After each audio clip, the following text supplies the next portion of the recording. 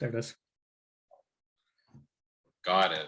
I do consent to this. Do you? You consent to being I recorded? Yeah. Okay. Only Hi, 'cause you everyone. asked me. This is Aaron from Deep Dive Discography. We are talking to a man who does nothing but preach a healthy lifestyle, definitely does not condone over drinking, and hates thrash. Chris Thrash himself. Hi, Chris. Yo, what the fuck's going on, buddy? Thank you so much for having me. You're welcome for the shitty intro. I've had worse. It's all good. Sometimes people fuck up my last name, so I'd rather we just go the Thrash route. Yeah, here's the thing. I know how to pronounce your last name, but at the same time, I know I'll fuck it up the second I try to say it. Yeah. So if I don't say it, then I'm right. Then you stay on top. You win. Exactly. Mm-hmm. Yeah. So yeah, Chris right now is absolutely condoning a healthy lifestyle. You can see him as he tries to talk. But yeah, we're talking power trip, kind of. Mm-hmm. That's the idea. We're talking power trip. Chris, are you a fan of power trip? Do you like power trip? I am indeed a big fan of power fucking trip. The first time I saw them was at London Music Hall with Obituary and Exodus. And sadly, the last time I saw them was over at Lee's Palace. And I don't know if you remember Lee's Palace. To this day, they still don't have any hand sanitizer or soap in the washroom. We went through a whole pandemic. We went through save every fucking venue in the city, but I digress. Power trip fucking rules. Riley Gale was one of the coolest frontmen in all of metal. He had a Joey Belladonna-esque theatric to him, but he had that greasy crossover thrash vibe about him. And if he wasn't rocking a fucking Obituary long sleeve, he was rocking Slayer sweatpants on stage. I think that's a power move right there. Not enough people can rock sweatpants on stage. You're rocking sweatpants on stage. You're moving around. Kudos to him. That's comfort. Yeah. You know what's crazy? The first show you were at to see Power Trip is the same first show I was at to see Power Trip. Hell yeah. I think a lot of people, especially from our part of Ontario, was their first time and first experiencing them there. Probably. Mm-hmm. So, how familiar are you with all of Power Trip? Everything? So yes, I do have Powerfest, Manifest Decimation, and Nightmare Logic on vinyl. Opening Fire, I was just listening to the other day. That's their compilation from 2008 to 2014, I want to say, because Nightmare Logic was 17, and then I think Manifest Decimation was like 2014. I think so. I mean, Opening Fire. Yeah. Yes, Manifest Destination. All their album artworks are fucking sick. Yeah. Too. If I like, there's certain albums, getting into it, you look at it and you think, fuck, I want that shit on a t-shirt, you know? They have the same album artist as Artificial Brain. Really? I didn't know that. That's the reason I got into Power Trip, was because the same artist ended up promoting them. That's fucking hilarious. It's a very different style, but like the artwork works for both. It's very unique, very, very grotesque, very decayed. I love it. Yeah. So before we talk too much Power Trip, talk about you. What do you do for the like one person who probably doesn't know you and isn't coming over here because of you? Well, my name is Chris Thrash, or Chris Thrash, as you know me on the internet. I am the CEO of Beer, Bong Rips, and Bullet Belts at Thrash Incorporated, alongside my partner, Brian Glazer. We run Thrash TV together, and we are in the process of trying to get a home studio in the making, because I need to get my ass making covers and putting myself musically on YouTube, because as much as I love to do comedy, there's a lot of other stuff I do enjoy talking about. I've, opened, like with Matt McGackie at the Suckrums, we were talking mental health. I want to, like, despite the fact that I'm drinking beer, rolling joints right now, I do go to the gym several times a week. I play hockey twice a week, try to live an active lifestyle, and his body's built for beer, fucking, moshing, and hockey. So that's me. You abuse the shit out of it and you need to make up for it. Yeah. That's basically it. I know, like, I mean, we've known each other for fucking ages at this point, and just so many shows at the same time, and in fairness, have run into each other so many times before really like talking. We had a lot of exchanges on Instagram, I remember, because the first time you introduced yourself to me, I was like, who the fuck are you? And you were like, oh, I'm Five Magics. Oh, I was like, all right. Because like you saw me play in what was that with Battlecross 2014? Yes. Yeah. Yeah. It was my first 19 plus show. Fun fact. Oh, hell yeah. Yeah, it's almost been 14. So yeah, that was with Battlecross, Crimson Shadows, and Unbowed. Yes. A bunch of bands that I still listen to. Well, kind of. One One of them stopped existing. Ish. Like Tony had 3 kids, and I'm part of one of their Facebook groups, and they do plan on releasing new music at some point when they're ready. So yeah. A little bit more updates wouldn't hurt though, you know. Fuck it. I went from getting like weekly Battlecross news blasts in my inbox to nothing. And hey boys, yo, come on.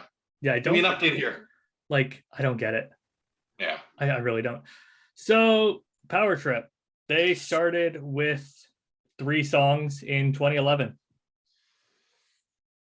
And it's, what is it? Self-titled, I think is what it would be classed as. Kind of. Yes. Thoughts on the beginning of Power Trip? It didn't have that sort of morose grit to it. I love Power Trip. It makes me want to move. It makes me want to fucking throw myself into people. But there's also something comfortably depressing about it and dark.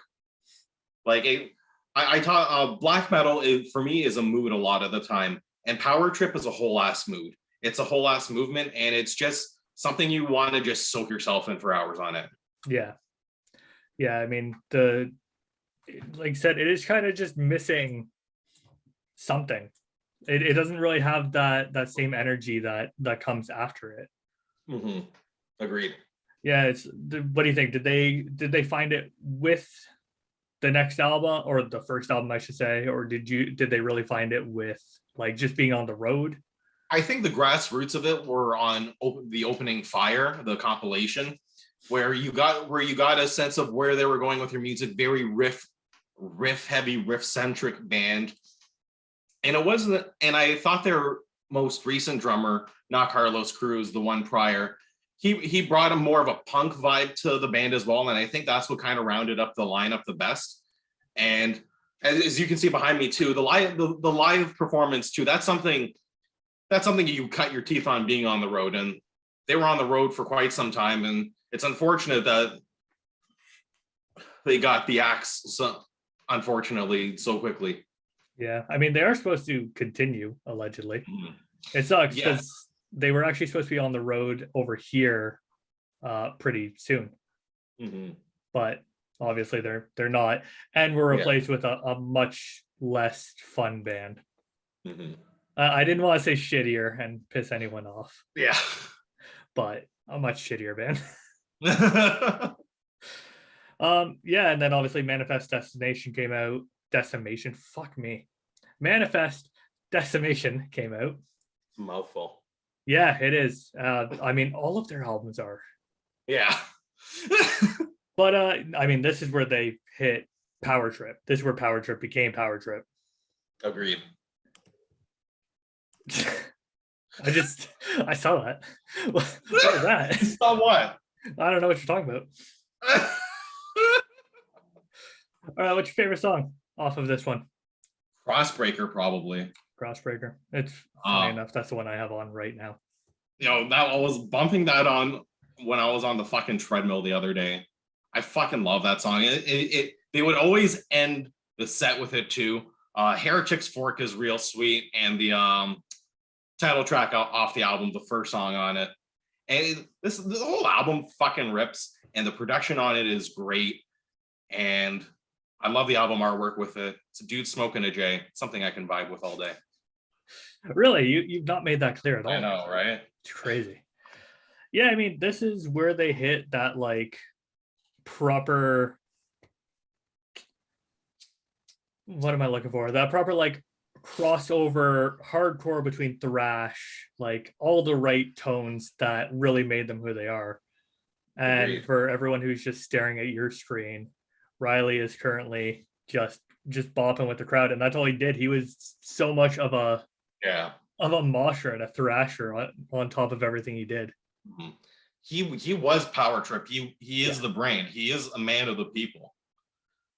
Just some fucking greasy dude that smells like weed, wearing a dad hat and sweatpants and a long sleeve, 4-sided long sleeves all day. And the rest of the bandmates cut their sleeves off because they know it's good. Imagine cutting your sleeves off. I know, right? God, what a poser move. Aaron. Hi. What's Leave up? the hall. Okay. What did Manowar say? You gotta cut your sleeves touch off. kitties. No, not that one. On your computer. Carl Logan is begone thought. Yeah, I think you chose the wrong band here. What did Megadeth say? Pretty much the same thing. You're up the band. And then I'm kind of warming up to Mustaine, like being a man of the people. I love seeing his TikToks where he's trying to hand TikToks are amazing. Where he's trying to like get guitar picks and set lists from Geese. Yeah. And then like he sneaks and gives picks to the kids. Yeah. That shit's sweet. It's wholesome seeing Uncle Dave. Yeah. Or like Grandpa Dave, I should say. Oh, fuck, he looks so old now. Yeah, I saw him in 2012, and that was the last time I saw Megadeth Gigantour. I think you were at that one too. Yeah. With Motorhead, Lacuna Coil, and I want to say Volbeat. Yes, Volbeat. Yeah. I'm still mad they took Rob Caggiano from Anthrax. That like fucking assholes. Those fucking. I imagine cosplaying as the worst era of Metallica meets Johnny Cash and Elvis. No. So far, I've seen Volbeat with 2 of the big 4. So it's only a matter of time until I see them with the rest. Yeah, I'm waiting for Slayer's comeback tour featuring Volbeat and Avatar. Ugh. Listen, if Motley Crue are going to come back, you know Slayer's coming back. Vince Neil's fucking arteries aren't coming back. There's no way Motley Crue is coming back. Let's keep in mind. Fucking walrus. Motley Crue announced a comeback tour, and then COVID happened. Coincidence? Probably. I think not. No. Vince Neil's. Oh God. Anyway, so Power Trip. They kick ass live. We just have a counter for this video for how many times. Okay, so Power Trip. I saw the last time I saw them was at Lee's Palace, and it's just what you're seeing on stage. People just absolutely bananas, and they had a special connection with Toronto. They played the House of Strombo, and I want to say Executioner's Tax was filmed at the Velvet Underground. Probably. Yeah. I think that's right. Mm-hmm. I don't know. I'm not going to question you. I'm just going to say yes. Okay. I'm 99.9% sure. And like, whatever, roast me if I'm wrong. But there was always a special connection with the city of Toronto. I don't know if it's just because they found a bunch of other greasy people to give them weed, but I love that they had like a special tie with us. I feel a lot of bands would, because Toronto was the first city most of them get through, given geographically where we are in relation to the States. So yeah. So yay. Yeah, it's most bands like first place to play outside of their home country. Yeah. Unless you're from Europe. Most Americans first place to play. Yeah. Let me rephrase this one. And then, let's be real, the band hit it big with Nightmare Logic. Oh God. Oh man. Dude, I fucking torque my wrench to Soul Sacrifice before hockey. Like I'm just sitting there in the car, like punching my steering wheel, and like I love it. Torque my wrench sounds like a euphemism. Yes, for fluffing your Garfield. Yeah. Yes. Yeah, it sounds like many euphemisms. Yeah, or greasing your knob. That sounds like a different euphemism. Or ripping rope. Anyways. Yeah. I fucking love Nightmare Logic. I just love the just very morbid intro and outro to the album, where it just feels like you're at the end of a cave and there's some sort of predator smashing rocks, be it like a superhuman. Who was a wrestler that finger banged 4 broads at a time? Andre the Giant. Yeah, Andre the Giant. Yeah. Yeah. It sounds like Andre the Giant painting a porcelain Picasso while smashing rocks with his face. It's just, it's so barbaric. That's the best way I can describe that album. And you just want to devolve and smash. Smash. Yeah. Just turn into the Hulk. Yeah. Yo, fully. We need Hulks in the pit. Yo, I take a Hulk in a pit over a fucking twiggy alien in a tank top flailing his limbs around any day of the week. That's not where I thought that was going, but okay. I'll just keep my thoughts to myself. Yeah. We all can't have autopsy at Maryland Death Fest. Is that a thing that happened? Oh, you didn't hear about that? No. 2 songs in, this woman got her muff eaten by this dude in the pit.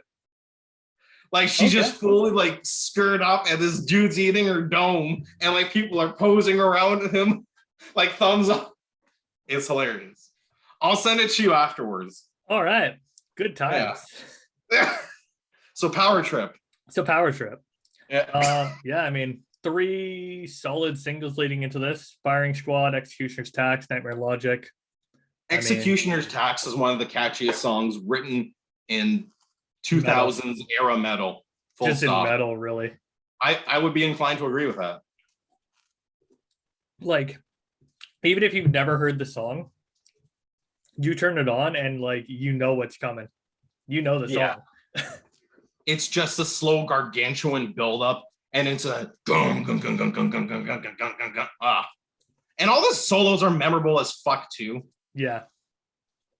And just like, I don't know, fucking the vocals on it the whole way through are just raspy, but they're not metal, but they're also not metal. It's just someone's pissed off and yelling about it, and you know they're pissed off and yelling about it. It's barbaric. It's Neanderthal metal. Yeah. Dude. And the drums on that album is sick as well. And I'm not sure who produced it, but everything from the vocal effects to the guitar tones that they're running, and with how forward the drums and the double kicks are on the album, I love it. It never gets old. And I've been able to successfully show some people Swing of the Axe, and like the most normie people, and they'll say, okay, yeah, that's got a groove to it. Yeah. You can vibe with it. Yeah, it basically comes down to like, if you can, if you're not into the vocals, if you can get past the vocals, it's still something that anyone can jam. Yeah. Which is surprising for metal. Usually if you can't get to the vocals, that's kind of it. Yeah. Well, the door opens and shuts there with a lot of people. Yeah, definitely. And then they toured endlessly for this fucking album. Mm-hmm. And then they have the one that you were talking about, Opening Fire, which features quite a bit. Anything special off this one that people should be aware of? The self-titled song on their Power Trips is really sweet. There was another I was just listening to in the car. Give me a second.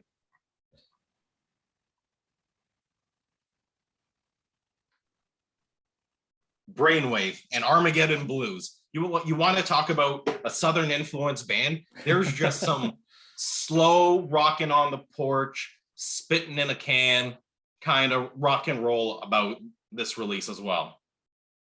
Yeah. And it's like, it is a lot of B-sides, a lot of stuff that they had previously recorded. Like, that's pretty much what the album is. It's really cool to listen to and just kind of hear all the different eras of Power Trip in one go. Yeah. Because you can kind of hear the outside look on all of the albums. I just see him rocking his Obituary long sleeve on, like, dude, I can't good luck finding any Obituary long sleeve. This dude, good for him. Oh, I guess I shouldn't point out that I have one. Oh, you bitch. I'm pretty sure I got at the fucking same show that I saw them at. Damn. Whoops. So Power Trip. Power Trip. Hornet's Nest. This was like the end. It was, and like what a time for that song to come out in the wake of what was happening in society with the course of the pandemic, George Floyd's death, the civil unrest in the States. And I'll never forget when the streets of America were on fire and they posted a picture captioning it, "Don't fuck with the hornet's nest." And it's frantic, it's bombastic, it's everything. I don't want to say, and I don't think this is the end for Power Trip. No. I think there's one. I know for a fact that I can't remember the name of the guitarist. I think it's Nick Ibanez. Convenient name. That dude, yeah. That dude. Yeah. Ironically endorsed by Jackson when his last name is Ibanez, but yeah, he was talking about how he's working on riffs and shit. I want to hear new Power Trip. Yeah. I want to see Power Trip again. I want to celebrate Riley. I want to go fucking smush some people listening to Hornet's Nest and Firing Squad. It's a good time. Yeah, I mean, I don't know. When it comes to Power Trip continuing, do you think they should continue entirely? Or should they basically do a tour that is in memory of Riley and then move on, or at least change the name? Ultimately, that is up to them. I don't see a problem with either. The way a lot of these things play out in metal is they'll do the one tour, realize the demand for the band, and then they'll go back into the studio and pump something out. I see nothing wrong with that. Bands have had successful vocalist change. Look at Evil. Evil was, I think old Drake sounds fucking sick. I can't wait to see it. I still haven't seen fucking Evil, but I can't wait to see them. And you're a hoe. You're actually a hoe, Aaron. What's up? You realize they're from here, right? Where, your bedroom? Yeah, my bedroom. This is my office. Okay. Okay. No, I mean they're from the UK. They play here a fuck ton. I mean, they just played Enter the Grave in full in yeah. I fucking stroked my horn to that. Yeah. That was a thing that happened. They tour around here a lot. But I guess that's just that's kind of post-pandemic life, isn't it? A lot of bands just want to play where it's safe, where they're from, because you don't want to. There's so many bands who were so far away from home when everything started to kick off. Mm-hmm. And it's just I gotta get home now, or I might not be allowed to go home. Exactly. But yeah, what Power Trip? What Power Trip? Yeah, no, I as a whole, Executioner's Tax definitely the way to get into Power Trip. But yeah, Hornet's Nest is probably the most aggressive song that they have going for them. Mm-hmm. And did they have the song ready, or did they write the song? Do you know?